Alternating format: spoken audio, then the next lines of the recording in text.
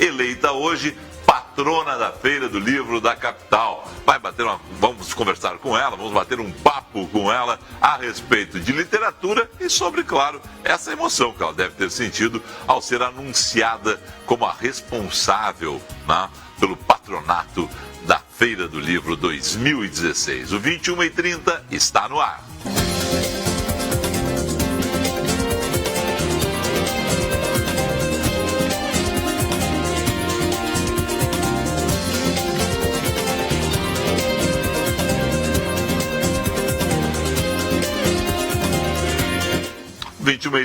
De hoje dá um tempo na apresentação de novos vereadores para conversar com uma figura conhecida de Porto Alegre, Reginaldo Pujol, eleito pela 9ª vez para a Câmara da capital. Boa noite, prazer em ter o senhor aqui. Boa noite, é uma alegria especial para mim, Felipe, especialmente porque eu sou entrevistado por ti, que é um dos mais destacados jornalistas de Porto Alegre, e que está fazendo desse horário aqui da TVU um campeão de audiência, o que não me surpreende. Tomara! Pelo teu prestígio e, sobretudo, pela qualidade do programa que tu faz. A gente está indo bem, viu? A gente está indo bem, viu? Eu quero dizer que amanhã no gabinete, quando o senhor chegar amanhã no gabinete, vai ter gente, espero eu, né? Que as pessoas façam isso, né? Mas tem gente do mundo inteiro. Que eu recebo recado da Austrália, dos Estados Unidos, da Europa, porque esse negócio de ir para o mundo inteiro pela internet é uma coisa importante. É muito. É realmente para um sujeitinho que nem eu, que nascia 77 anos atrás, lá em Quaraí, na Barranca do Rio, entender esse processo todo é meio complicado. Mas a verdade é que isso existe, né? Como é que o senhor chegou em Porto Alegre? Como é que foi esse salto de Quaraí para Porto Alegre? Eu diria que eu vim chegando aos poucos.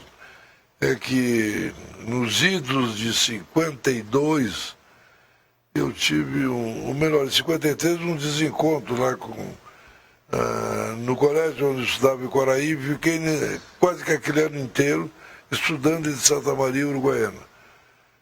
Em dezembro, janeiro daquele ano, a minha família se transferiu para Porto Alegre e eu aqui cheguei para não sair mais em 1954. O senhor tinha quantos anos?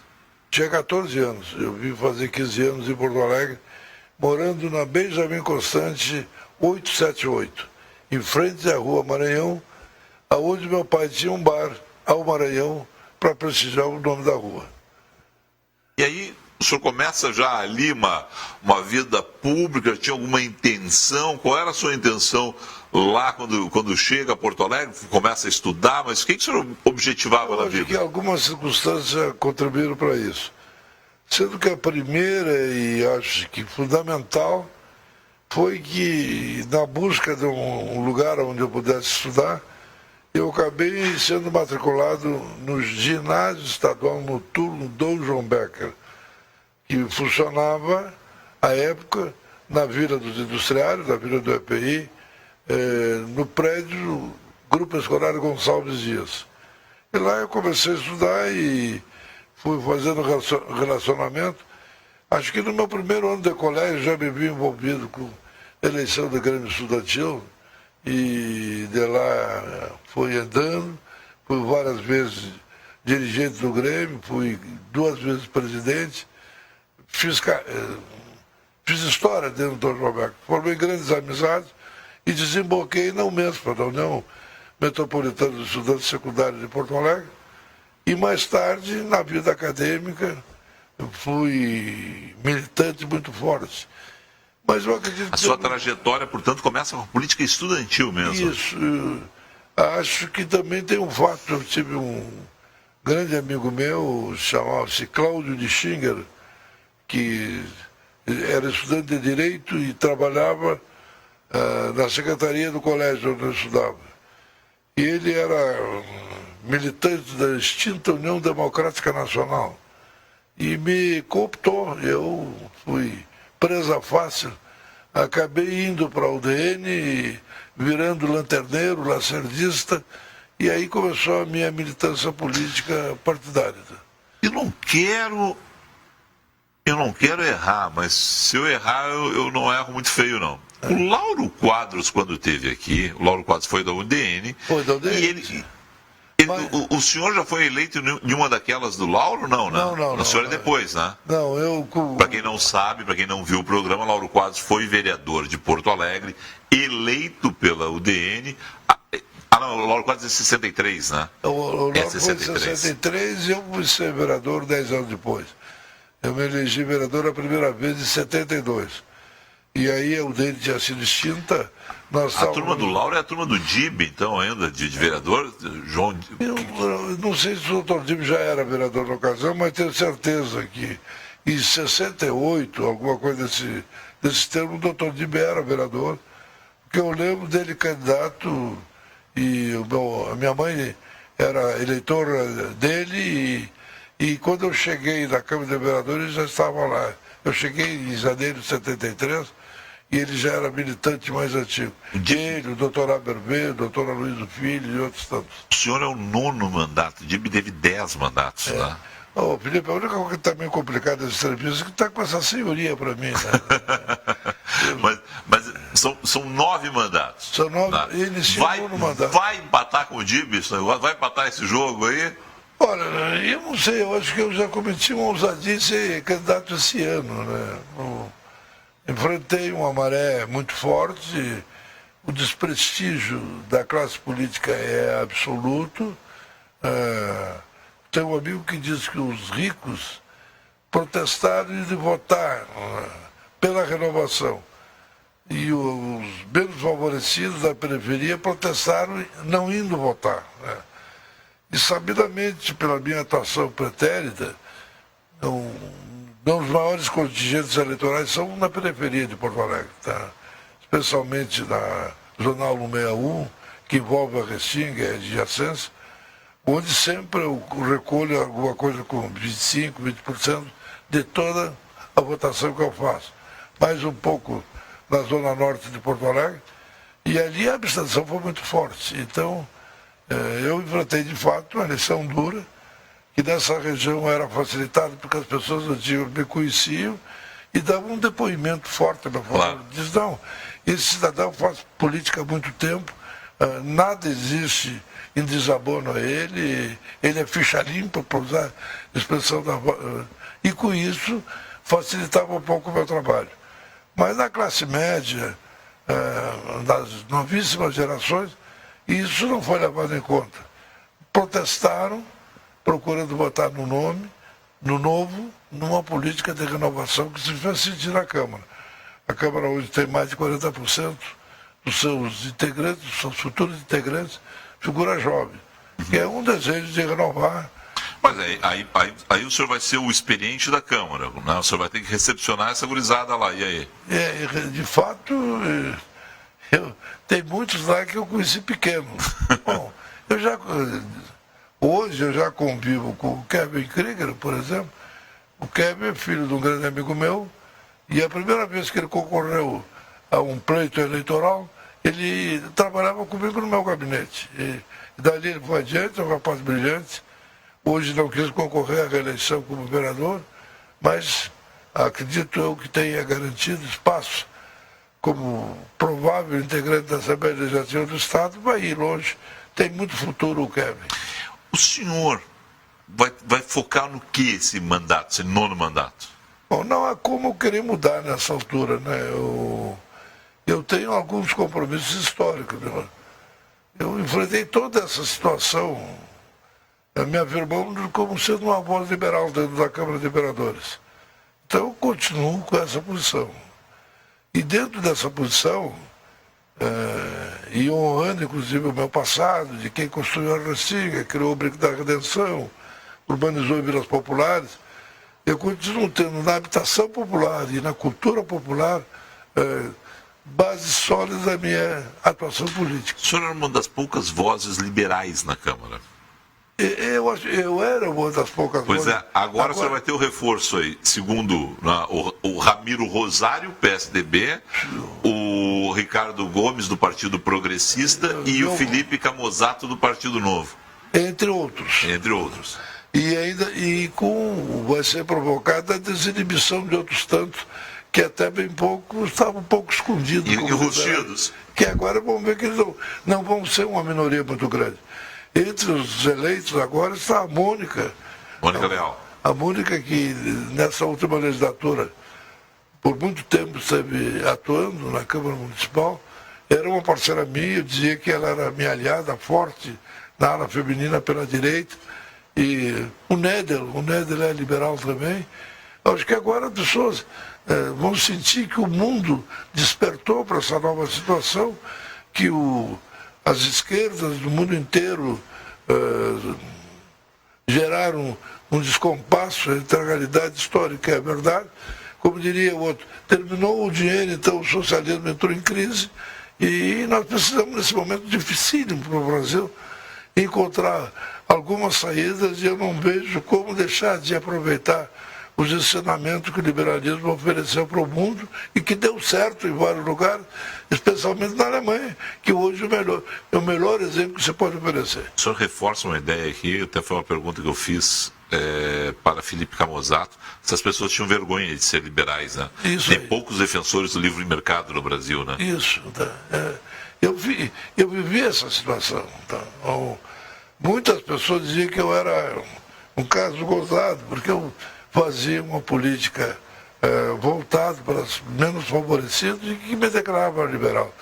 Eu continuo achando que a melhor forma de promover a inclusão social é através de políticas liberais, né?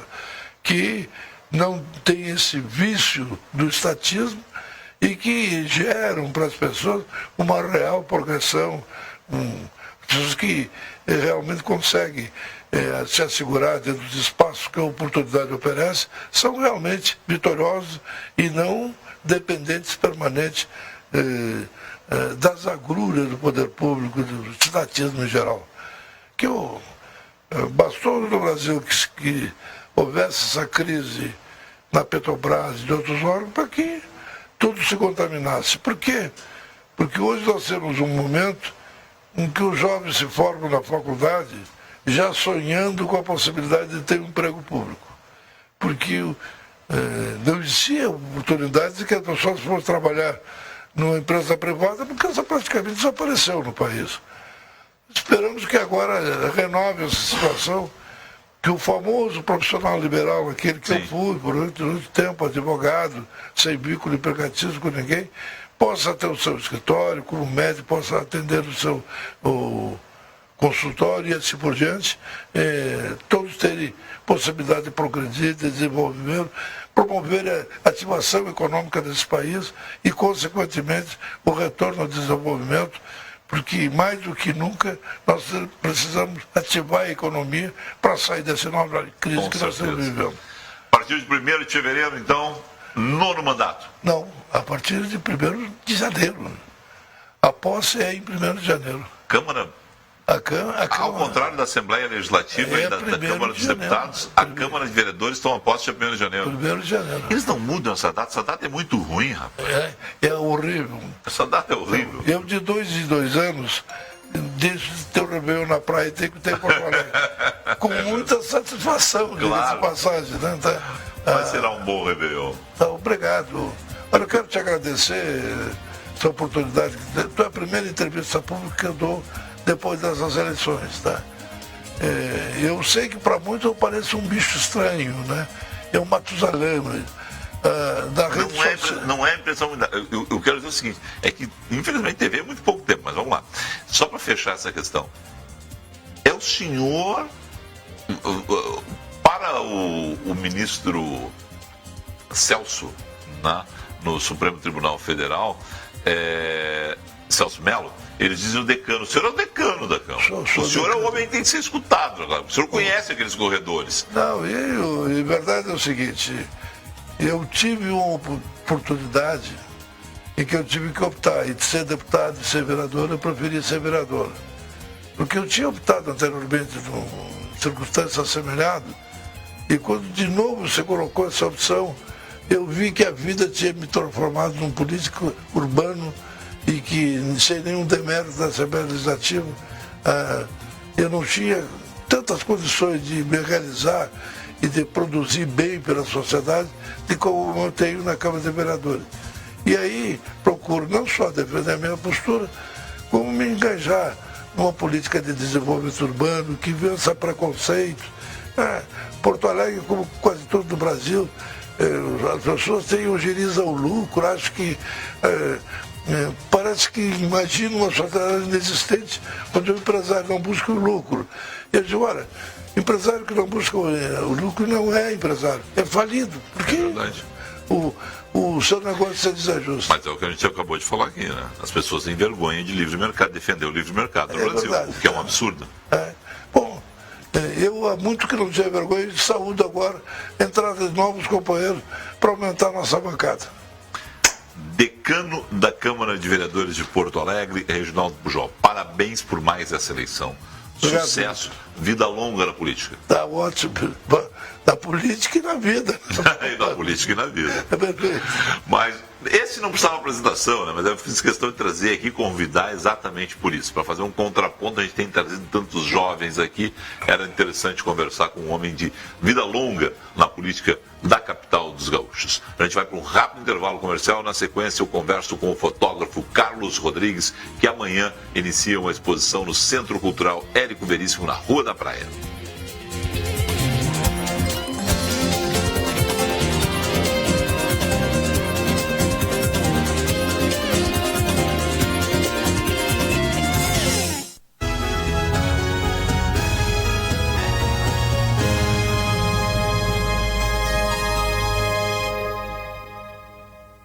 Você precisa dar novos ares ao seu ambiente. Com a Ecoflor, uma empresa especializada na manutenção e execução de paisagismo e ajardinamento em condomínios, empresas e residenciais, você ganha em qualidade de vida e se aproxima da natureza. Com uma equipe especializada de paisagistas, oferece projetos sem custo. Faça já seu orçamento. Ligue 3266-2025 ou acesse ecoflorpaisagismo.com.br. Investir em saúde é garantir qualidade de vida. Desde 1983, a Porto Alegre Clínicas oferece planos de saúde ambulatoriais, hospitalares e odontológicos e medicina do trabalho com profissionais capacitados, tecnologia de ponta e atendimento diferenciado. São serviços de excelência, prestados para a segurança do funcionário, o sucesso da empresa e a tranquilidade da família. Com unidades na capital, Cachoeirinha, Canoas e Gravataí e ampla rede credenciada na região metropolitana, a Porto Alegre Clínicas coloca à disposição todas as especialidades médicas e terapias. Tudo isso proporciona muito conforto e agilidade nos mais diversos diagnósticos e tratamentos. É mais saúde e tranquilidade para a sua empresa, para você e para a sua família. Porto Alegre Clínicas. Soluções completas em saúde. Espalhe sua marca através da nova TV dos Gaúchos e revolucione os teus negócios. TVU, a TV que te faz crescer. Oi pessoal, tudo bem? Logo logo novidades aqui na tua TVU. Eu e o Thomas com o programa No Controle. É rapidinho, logo logo.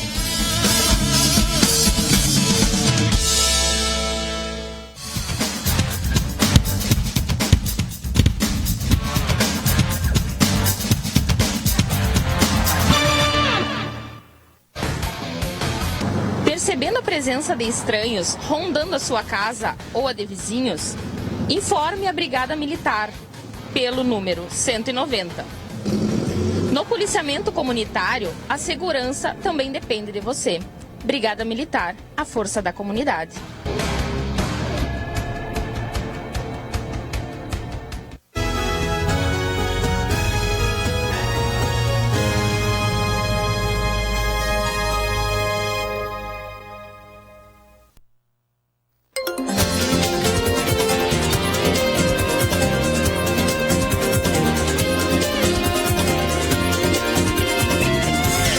Disse outras vezes isso, suspeitem dessa entrevista.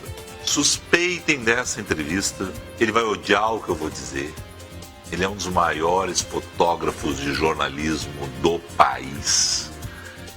Não é porque é meu amigo, só porque eu estou dizendo isso, não é porque eu acho isso mesmo, né?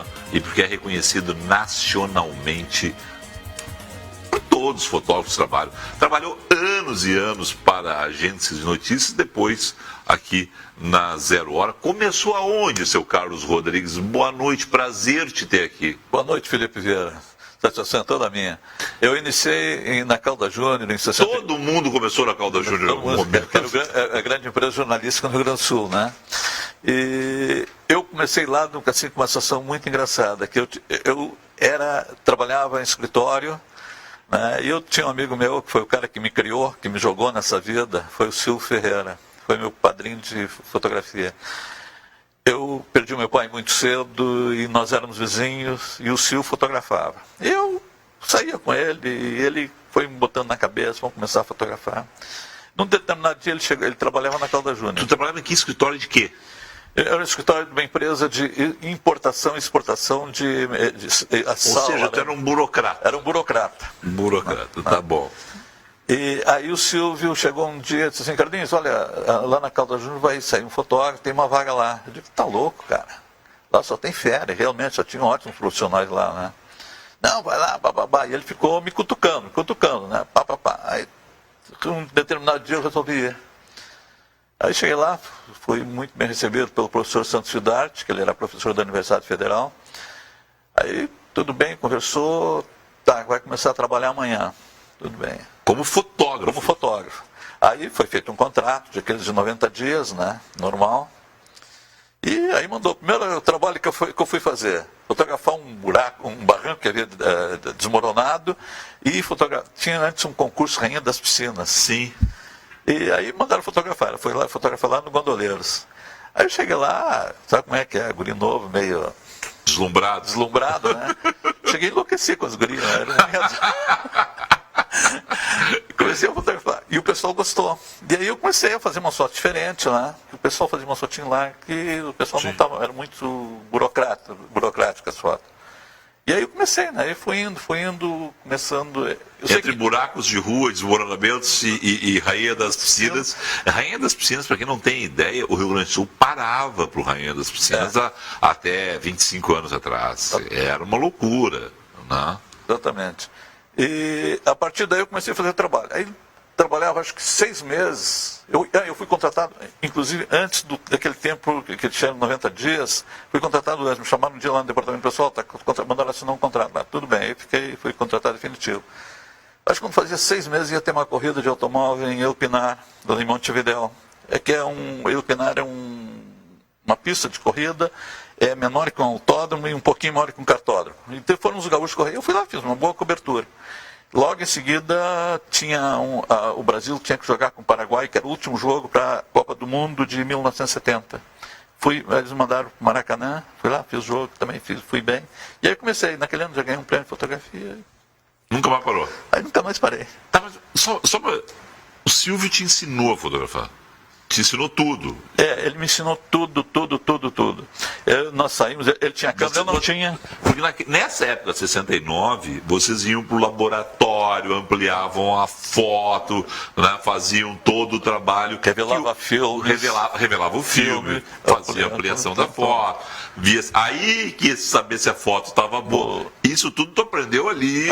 Antes, mas já no limite de entrar na Calda Júnior. Sim, eu brincava com o Silvio, acho que assim, fotografia acho que um ano e pouco, sabe? E aí ele chegou, mas só que na Calda Júnior não fazia laboratório, ele só fotografava, né? Mas eu aprendi, eu sabia fazer laboratório, revelar filmes, ampliar fotos, enfim, né? As pessoas não sabem, mas boa parte dos fotógrafos de jornalismo do Rio Grande do Sul, hoje não, porque hoje está tudo digital. Mas começaram como laboratorista. E eu fui direto para a fotografia, eu não passei. O meu estágio foi com o Silvio, que eu aprendi. Já foi para a rua? Já fui para a rua, fotografando, né? E foi aí. Aí depois eu trabalhei, comecei em 69, quando foi em 72 eu fui convidado para ir para Zero Hora, aí fiquei até 76. 76 me convidaram para retornar para Calda Júnior, voltei. E em 83 fui demitido. Sim, que aí todo mundo saiu. Foi aquela crise financeira. Já era na crise da Calda Júnior. A minha mulher estava grávida, a Belinha estava grávida, né? E E a gente fizemos um protesto da Fronte Calda Júnior e acabei sendo demitido. Eu e o Rangel fomos primeiro. Um dos tantos protestos que houve naquela época. Os pirulitinhos lá. E, bom, aí depois saí, aí tive um tempo trabalhando com estúdio com um amigo meu. Aí depois o emprego aqui não tinha, era só 0 hora, não tinha vaga para todo mundo. Aí eu falei com a Rosita, que era uma amiga minha que estava em Brasília, que nós havíamos trabalhado junto na Folha da Manhã. Aí eu liguei, Rosita, estou desempregado, tem emprego, elas vêm para cá. Foi de ônibus para Brasília, 30 horas de ônibus. Meu Deus. Não tinha dinheiro, né? Sim. Tinha. Aí fui para Brasília, aí fui trabalhar na IBN, logo em seguida fui contratado. Aí fiquei, eu acho que 8 meses, aí depois a Bela foi para lá e ela não se adaptou a Brasília, e nós com o Tomás pequeno, nós resolvemos voltar. Aí eu consegui O Tomás seguiu a vida dos pais, a Bela, para quem não localizou, é a Bela Rams, né? O Tomás é o Tomás Rams, que não tinha mal o que fazer na vida, foi seguir a profissão dos pais e virou jornalista. E... Se o Theo e a Laís fizerem isso, eles vão se ver comigo. Desculpa. Não, tudo bem. E um grande jornalista, o Tomás, diga-se de passagem, deve ser um orgulho ser pai do Tomás e do Felipe. Com certeza. O Felipe é publicitário, o Tomás é jornalista e são duas figuras maravilhosas. E, bom, aí ela não se adaptou, eu consegui transferência para a IBN daqui de Porto Alegre, né? Tinha sucursal aqui. Aí trabalhei 1 ano e pouco, mas lá fui convidado a trabalhar na sucursal do Estadão. Aí eu fiquei até 84, acho. 94. Aí fechou a sucursal, me convidaram para ir para São Paulo, mas o Tomás tinha um problema de bronquite asmática. Eu digo, se eu for para São Paulo, vou matar o meu filho. Aí, não vou. Resolvendo ficar. Aí me convidaram para ir para 0 Hora, né? Para ser coordenador da fotografia, ser editor. Vocês trabalhar com Cadão. Né? E era a maior dupla, né? Vocês eram uma dupla maravilhosa. Meu irmão, Cadão é meu irmão. Maravilhosa, né? Os dois Cadão é um ótimo profissional. Nós começamos praticamente na mesma época, 69. Sim. Sempre trabalhando em empresas diferentes, lugares diferentes, mas nós só vamos trabalhar. Começamos em 69 e quando eu fui para o Estadão, ele trabalhava em São Paulo, eu aqui. Aí que a gente fomos trabalhar na mesma empresa. Depois disso, depois ele trabalhando na Zero, ele me convidou para trabalhar com ele, né? Grande figura. Carlinhos, tudo isso, vamos só rodar aí fotos do Carlinhos de fotojornalismo para depois a gente chegar nas fotos da exposição. Amanhã você abre uma exposição de fotos tuas. E aí não tem nada a ver com fotojornalismo. Não. Como é que tu fez essa transição? Tu parou de trabalhar na 0 Hora, foi buscar outras alternativas? O que foi isso? Felipe, é o seguinte, eu cheguei, trabalhei na 0 Hora, e aí eu vi que no jornalismo, a gente chega a uma determinada idade, a gente é velho. Né? Eu fazia alguns freelances, né, depois que eu saí de lá, e eu comecei a perder, justamente pela idade, né, e outra coisa também pela crise financeira. As pessoas estavam usando, pessoas da própria empresa que eu prestava serviço, estavam prestando serviço fotográfico. Aí eu já fazia essas fotografias, esse trabalho, anteriormente, porque se eu saía cansado, era uma maneira de eu relaxar, era um relax para mim. E aí eu comecei a fazer esse trabalho, e aí um amigo meu chegou e disse, pô, Carlinhos, isso aí é um trabalho que interessa para arquitetos, isso é uma coisa diferente que tu está fazendo. Por que não vai em frente? Aí comecei, mas o trabalho começou pela gaveta, né? Aí eu comecei a fazer esse trabalho, né? Aí um dia, conversando, descobri o Edson, que é do Clube Arte para Todos. E nós começamos a conversar, houve, acho que assim, um entendimento muito legal, é uma pessoa maravilhosa, né? Que apoia muito os artistas, enfim. Eu não sou artista, eu sou arteiro. Uhum. E ele sempre me apoiou. Aí nós temos eu participei de algumas exposições em parceria com ele, né? E agora estou fazendo assim, quero tocar mais esse trabalho. Eu acho que está sendo bem reconhecido assim, pelas pessoas. Que técnica é essa? Felipe, é o seguinte, eu fotografo esse copo aqui e eu depois vou para o computador, que eu tenho diversos programas lá, aí eu começo a trabalhar essas fotos, começo a modificar. Porque eu sempre acho que a gente pode criar uma coisa nova em cima de algo que já existe. Então eu começo a modificar, até chegar a algo assim, pô, isso aí é bonito, essa coisa assim. Às vezes eu digo assim, isso aí não é arte. Tem pessoas, não, isso é arte. Não, eu quero fazer uma coisa bonita, que as pessoas cheguem, olhem e sintam bem. Pô, eu tenho um painel bonito, tenho um quadro bonito, tenho uma obra bonita. Fora dos arquitetos brasileiros, né? Decoradores. Já tem gente no exterior olhando isso. Já, é que eu ganhei um prêmio em Portugal uns 5 anos atrás sobre poluição, matéria sobre poluição. Eu já ganhei no Rio. Aí eu escrevi num concurso em Portugal e tirou o 3º lugar. E uma curadora que tem uma galeria lá viu e um dia ela me convidou para participar. Eu ia fazer uma exposição em Toulouse, em Paris, lá na França. E me convidou para participar. Aí ela convidou, e cada artista pode entrar com dois trabalhos, né? Tá, resolvi, mandei, né? Tudo bem, foi. Depois, na sequência, foi em Berlim, Roma e agora em Porto. Em Porto, inclusive, eu tive uma bela surpresa. Acabei ganhando uma medalha de prata lá. Fiquei assim, super... Bom dia, chega, olha o e-mail lá, pô, tem um e-mail dela, dizendo, olha, Carlinhos, eu ganhasse uma medalha de prata, parabéns. Pô, tem fera aí, pô, os caras enxergam aí, pô, fiquei super feliz, né? Não podia ser diferente. Para quem quiser conhecer essa obra toda do Carlinhos, essa última parte que a gente está mostrando, né? A partir de amanhã, no Centro Cultural Érico Veríssimo, na Rua da Praia, 1223. A exposição abre às 19 horas. 19 horas. Quantos dias ficam depois? Até o dia 27. Até o dia 27. O horário de exposição é das 10 da manhã até as 18 horas, diariamente. E sábado é um horário menor, é das 10 às 1 hora, 13 horas. Você imaginava que ia fazer essa transição tão legal assim? Não. Isso era um fotojornalismo, era aquele negócio do dia a dia, né? O olhar fechado no fato. Apesar de eu estar fazendo esse trabalho, eu sempre olho, eu sempre procuro fazer as fotos que eu faço com a finalidade de fazer esse trabalho. O primeiro olhar que eu tenho é um olhar jornalístico. E depois eu procuro transformar ele. É muito legal. Recriar.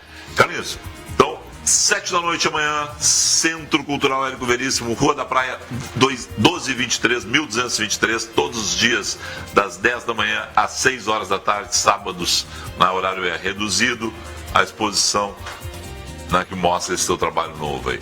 Querido, bom te encontrar aqui, parabéns, sucesso sempre.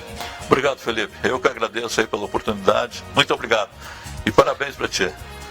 Depois do intervalo, eu venho conversando com a Cíntia Moscovitch, escolhida hoje patrona da Feira do Livro. A gente já volta.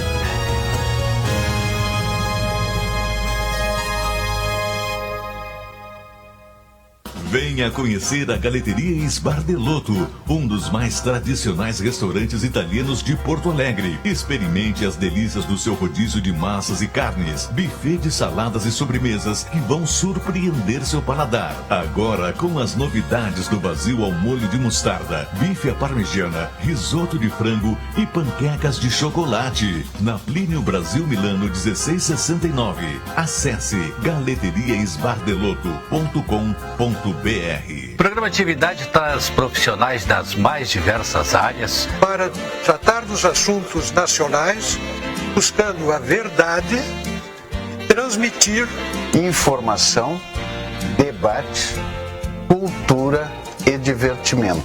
Programa Atividade, diariamente das 19 às 20h15 no ar. 23 anos, sempre ao vivo, hoje na TV Urbana. Sensacional, aqui ó, informação verdadeira, sem rodeios.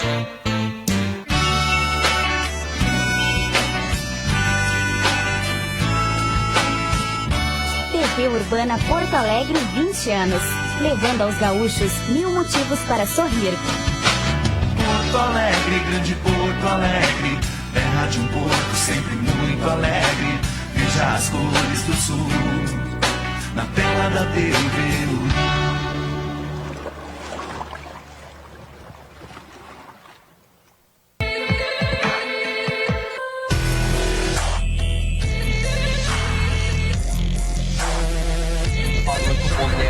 Realmente espaço. Falou um pouquinho mais do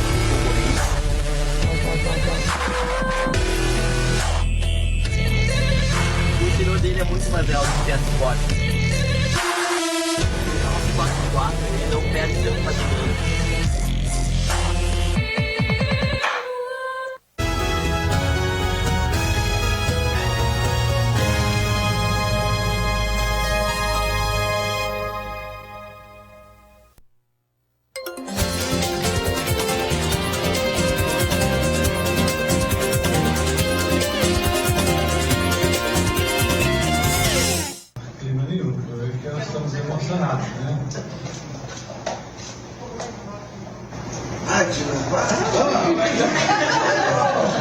Cíntia Moscovitch.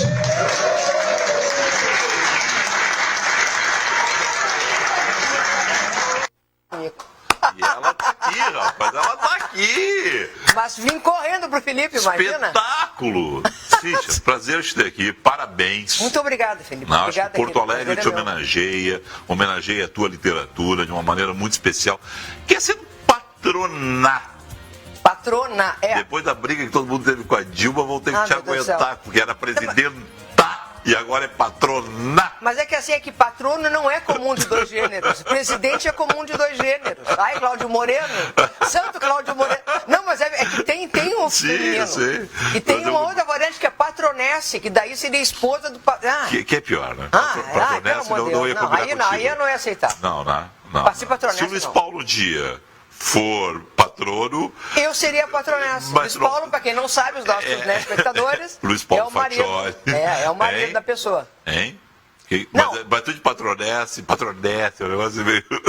Eu fico lá de primeira dama. O Luiz Paulo, na verdade, ele virou o primeiro damo hoje de manhã.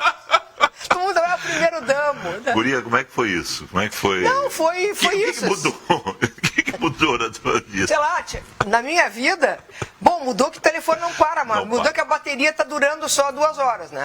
A bateria do celular. Desde hoje de manhã tá uma loucura. Uma maluquice.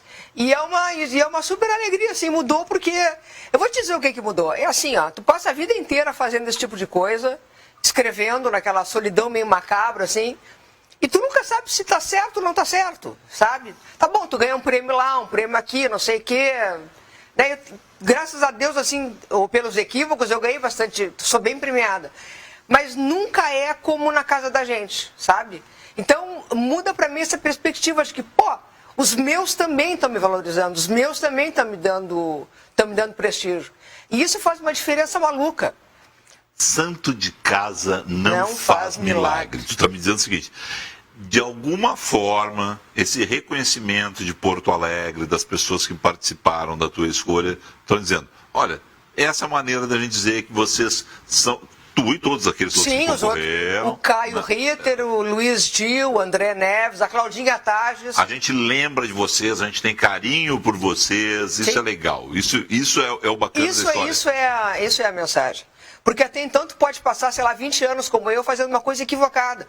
Talvez eu fizesse coisa melhor me dedicando, sei lá, agronomia, jardinagem, entendeu? Mas, no entanto, me dediquei à literatura. Como é que a literatura entra na tua vida lá? É na infância mesmo? Tu é daquelas, assim, que... Não saía de casa, ficava lendo livro? Não saía de casa, não. Não. Eu saía de casa, eu jogava bola com os guris e eu lia. Tá. Nunca deixei de ter uma infância assim, mega normal. Teus pais, teu pai e tua mãe não precisavam te forçar a ler? Não. Era um troço normal porque eles liam. É diferente, eu descobri isso depois, né? Que é diferente quando o pai e mãe te dão um exemplo. Eu tinha franqueado para mim, tinha biblioteca de casa. Nada foi interditado ali. É claro que eu subia lá em cima pegar os livros mais picantes, né? Sabe, eu sei agora o que é isso, porque agora o Theo sobe na minha biblioteca e o Theo não é para os mais picantes, mas é para alguns livros que são muito... Eu tenho muito carinho por eles. E eu não sei porque ele descobriu que aqueles livros são os livros que eu tenho carinho. Ele não vai ler aqueles livros ainda. Mas troca, põe acessível a eles ou eu vou fazer alguma coisa. Mas aí tem a aventura de subir na estante do papai. É uma aventura, né?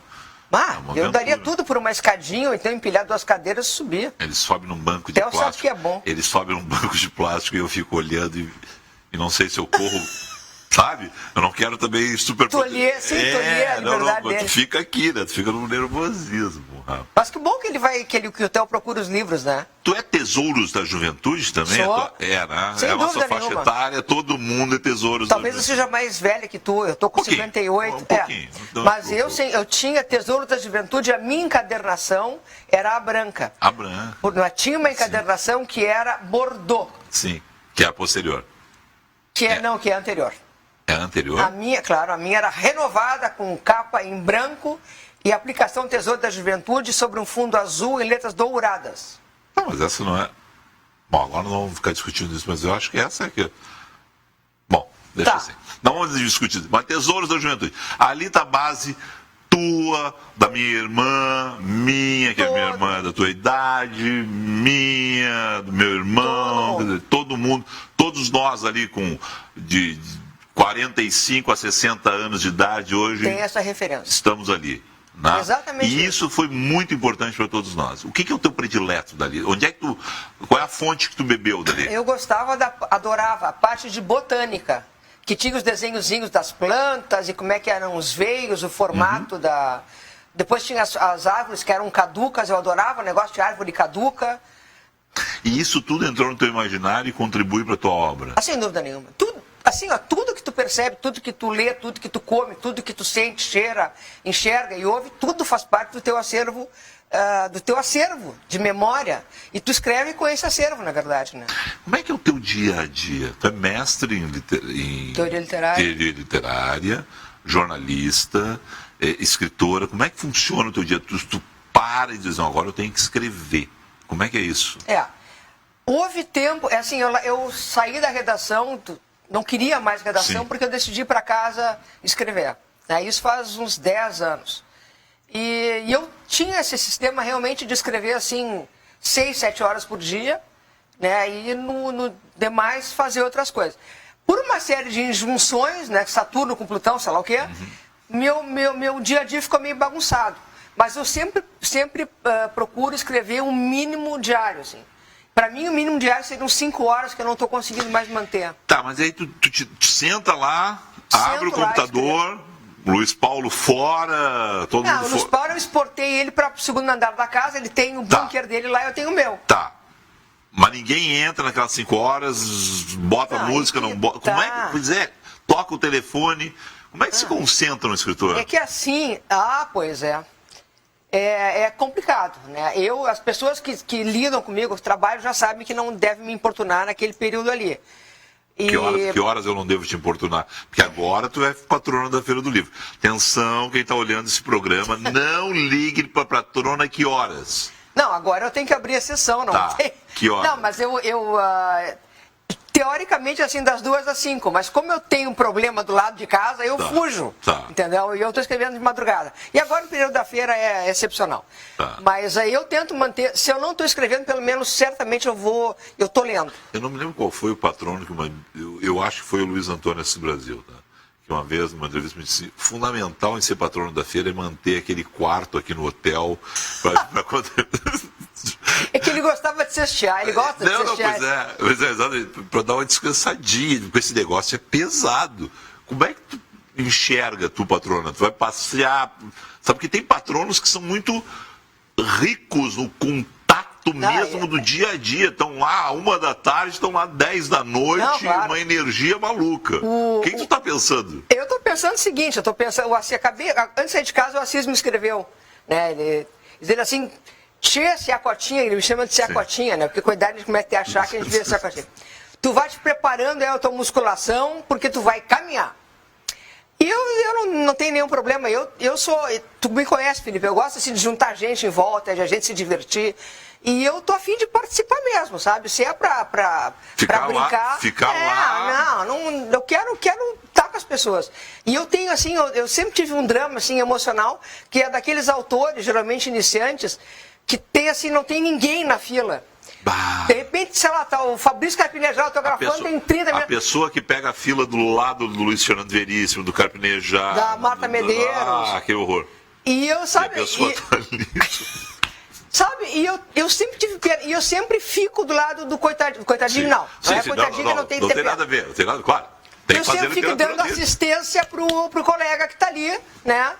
Então eu vou dar assistência. Vai ser uma patrona solidária. É isso, eu vou, e se eu não puder estar em todos eles, o pessoal da Câmara já se comprometeu a me ajudar. Vamos fazer presente para as pessoas, vamos ter que prestigiar as pessoas que prestigiam. Como é que foi a tua primeira sessão de autógrafo na feira? Tu lembra disso? O Estado de Nervos. Me lembro, claro que eu me lembro, imagina. Foi o primeiro livro, ele foi patrocinado pela Prefeitura de Porto Alegre, pelo FUNPROARTE. E eu estava nervosíssima. Eu tinha lançado ele no Birra e Pasta, o finado. Sim. Pô, maravilhosa. Maravilhosa, é a Leonora Rizzo, coisa mais querida. E daí eu consegui uma brecha para autografar na feira. E eu me lembro daquele estado nervoso, eu comprei roupa, eu fiz cabelo e não sei o quê. E foi assim, foi uma alegria. E eu só me lembrava do Assis, né, que ele me contava que do primeiro autógrafo dele, que foi O Homem Amoroso, tinha um senhor do lado que estava autografando um livro sobre papagaios e outros pássaros exóticos da fauna.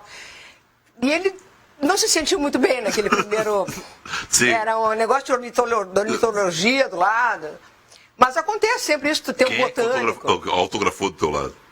Não me lembro. Não se lembra? Não me lembro. Não olhou pro lado. Não olhou pro lado. Tão nervosa que não olhou pro lado. A fila foi boa, os amigos foram. Foi boa. Tal. Foi boa. O primeiro sucesso é o Reino das Cebolas?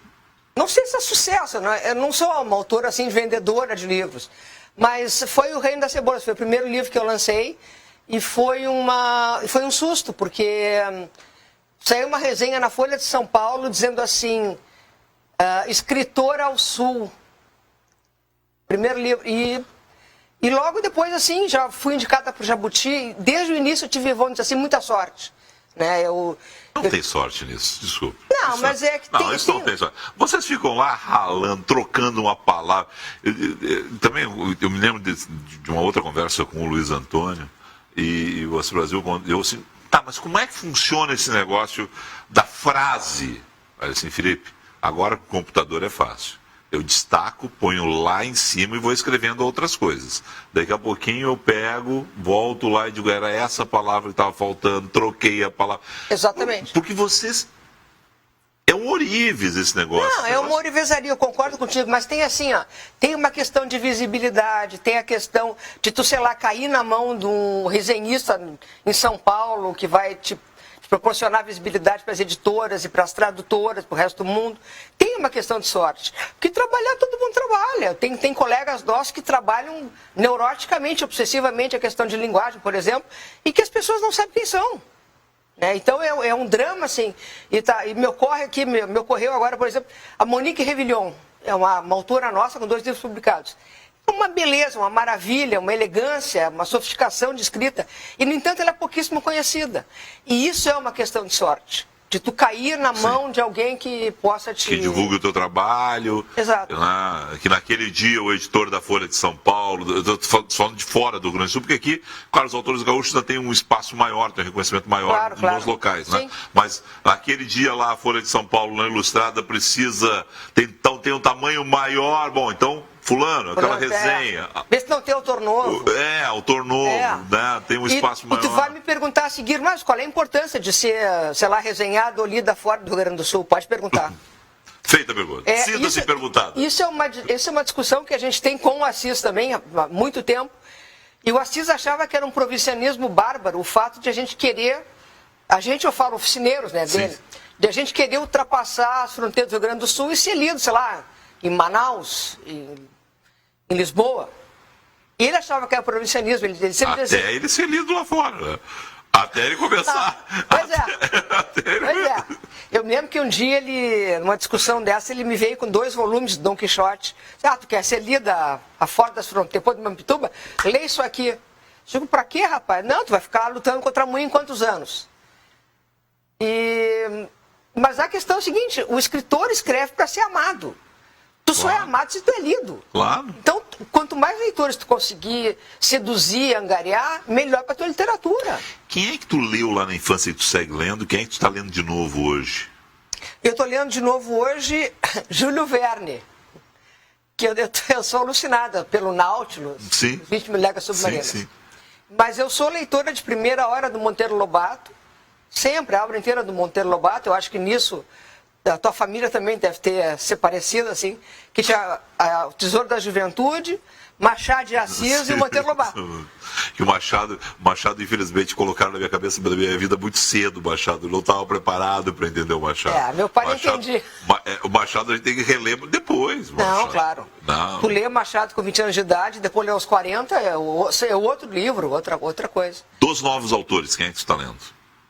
Dos novos autores, bom, eu estou lendo agora... Não, eu tenho que falar uma coisa. Já que falamos do Assis, eu tenho que falar para ti, cara, que eu li um livro agora, eu resenhei o livro. O Inverno e Depois, do Assis Brasil. Assis Brasil. Cacilda Becker.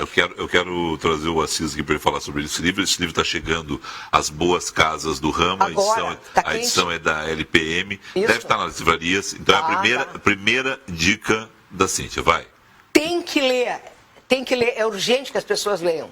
É urgente que leiam esse livro. É uma coisa, assim, espetacular em termos de sensorialidade. A gente lê o livro com todos os sentidos. E ouve música, tchê. O cara consegue fazer tu ouvir música com palavra. A gente só está falando do Assis aqui, mas para quem não sabe também é o seguinte, ó. Primeiro lugar que a gente é fã-clube do Assis mesmo e tal. Para quem não sabe também, o Assis foi da OSPA, tá? E por isso tem tanta música na obra dele. Na obra dele. Então, eu vou falar, agora vamos falar de outra pessoa. Já falamos demais. Tem um outro cara sensacional, um carioca, Ronaldo Vrobel. Não conheço. Ele é um autor novo, ele publicou um livro, eu acho que faz uns 4, 5 anos, que era um livro, puxa vida, agora me foge o nome, para bem de divulgar o outro. Vrobel, W-R-O-B-E-L. É um autor judeu que escreveu na época sobre um sapateiro que ficava lá no centro do Rio de Janeiro consertando sapatos e começou a escrever cartas, não sei o que.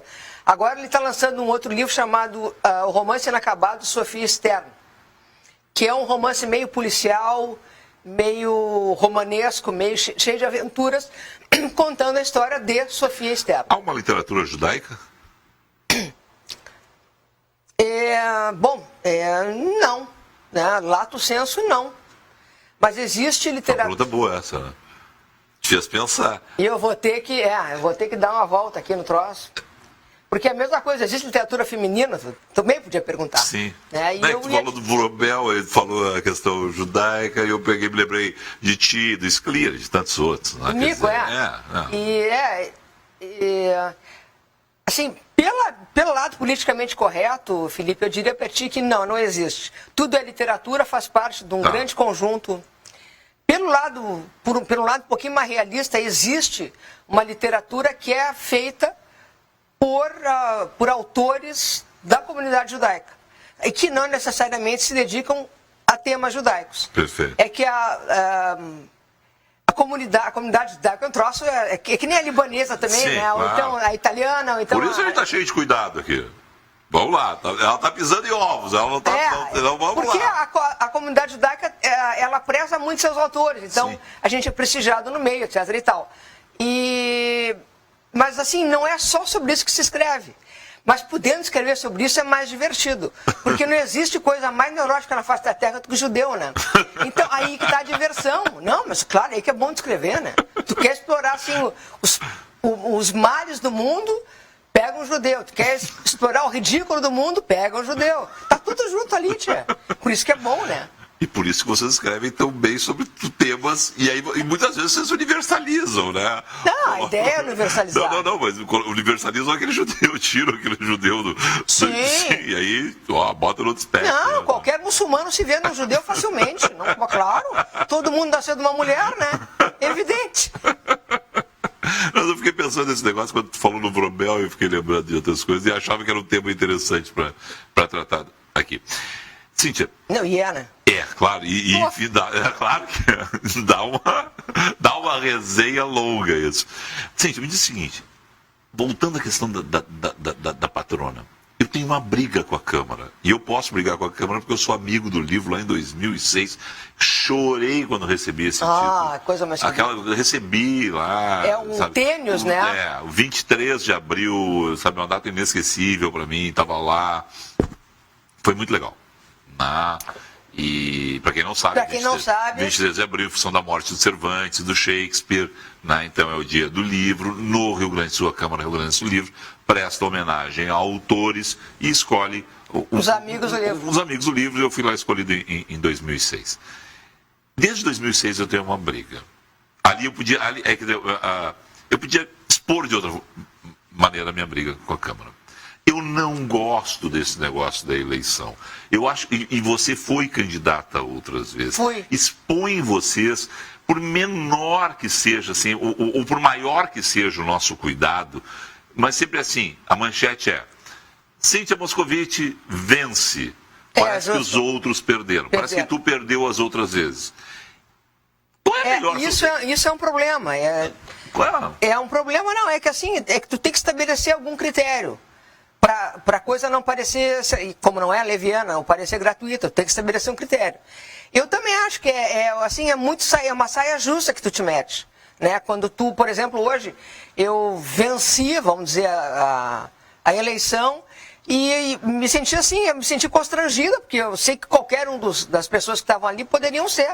Né? Inclusive eu cheguei a lançar uma chapa única, né? Eu e a Cláudia Tades, a Gorda e a Magra. Que era... Chapa única seria... Tinha uma época que a gente viajava muito, eu e ela dando entrevista. Sim. E uma vez dando entrevista para Sandra Moreira, falecida, querida, na Globo News. Querida, doce pessoa. Colosso, um amor. Doce pessoa. E a gente começou a brincar com ele. Ficamos a tarde inteira conversando com ela. E a gente começou a brincar com isso, dizendo coisas infames. E a gente formou a Gorda e a Magra, a dupla. E a gente... Chegamos a viajar nós duas, contando para várias plateias, montando uma espécie de talk show, a Gorda e a Magra.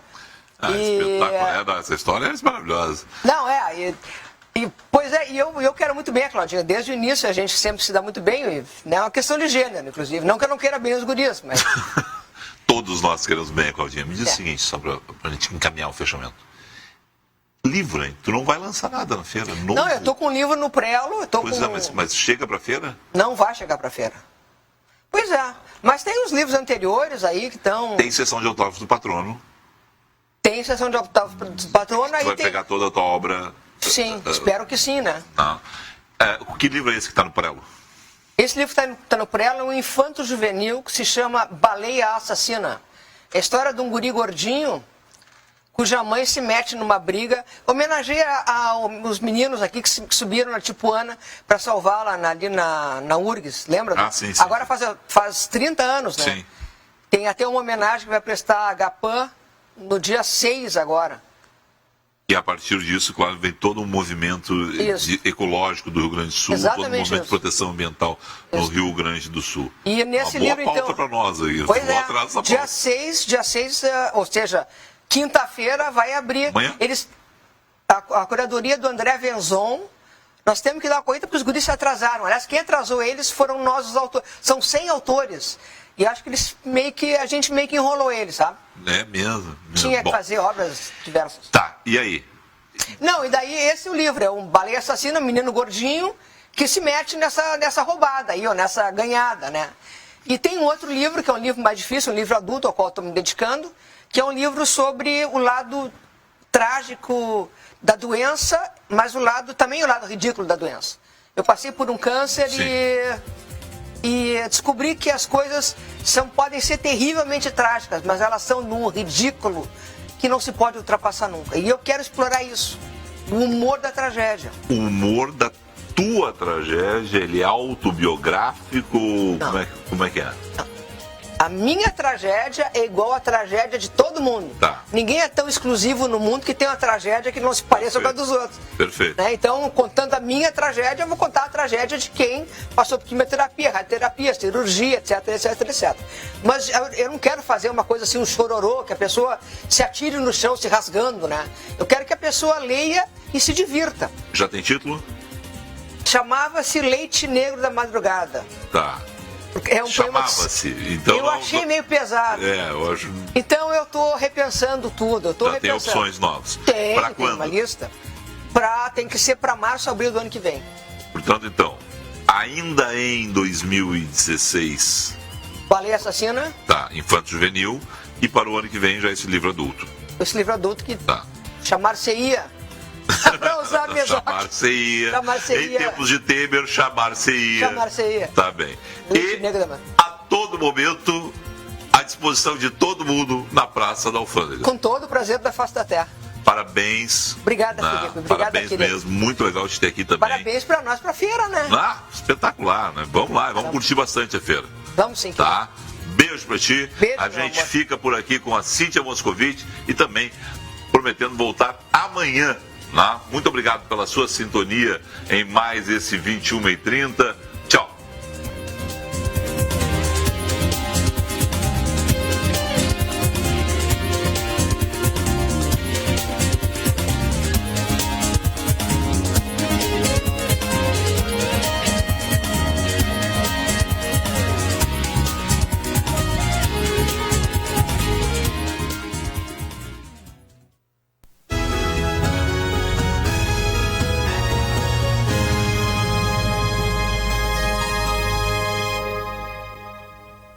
agora em Porto Alegre.